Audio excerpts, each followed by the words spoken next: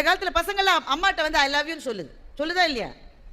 நமக்கெல்லாம் பழக்கம் இல்லை. எங்கள் அம்மாட்டில் நான் சொன்ன சிச்சி கெட்ட வார்த்தை பேசாதம்மா இங்கே அப்படி தானே சொல்லுவாங்க. அந்த ஜெனரேஷனில் அப்படி தானே, ஐயோ கெட்ட வார்த்தை. ஆனால் இப்போ எல்லாம் சொல்கிறேன், நகரத்தில் ரொம்ப அதிகமாக சொல்கிறாங்க ஐ லவ் யூ மாம். 5 வயசில் ஒரு பையன் வந்து சொன்னான் ஐ லவ் யூ மாம். உடனே அம்மா sir I love you too darling, செல்லக்குட்டி எனக்கு ரொம்ப பிடிக்குண்டா ஒன்று ஐ லவ் யூடா அம்மா சொல்கிறேன்.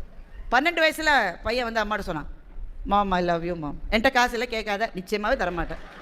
உங்கள் அப்பா சொல்லியிருக்காருப்பா, என்கிட்ட காசு இல்லை. இப்போ பையனுக்கு 24 வயசாச்சு. அம்மாவை பார்க்க வந்தான். அம்மா பிஸியாக இருக்கியா? இல்லை சொல்லு ஐ லவ் யூம்மா. அந்த பொண்ணு சரியில்லைப்பா, நேற்றுக்கு கூட்டிகிட்டு வந்தேன், அந்த பொண்ணு தானே, அந்த பொண்ணு சரியில்லை, அவன் குடும்பத்துக்கு ஆகவே மாட்டான்.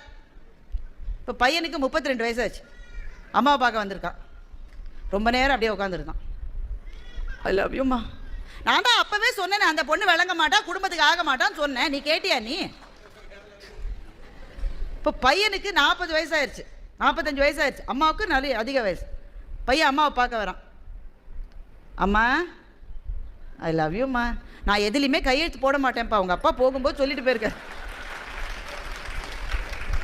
ஒரே கிளிகிளிப்பை, ஒரே சத்தம், ஆனால் ஆள் தான் வேறன்ற மாதிரி. ஒரே வாசகம், ஒரே பொருள், சொன்னவனுடைய மனத்திலே இருப்பது வேறு வேறு.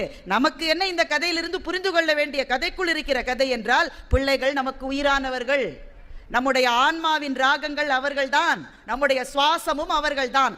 ஆனாலும் முதுமையில் நம் காலில் நாம் நிற்பதற்கு நாம் தயாராக இருக்கிற அளவுதான் அந்த அன்பு இருக்க வேண்டும்.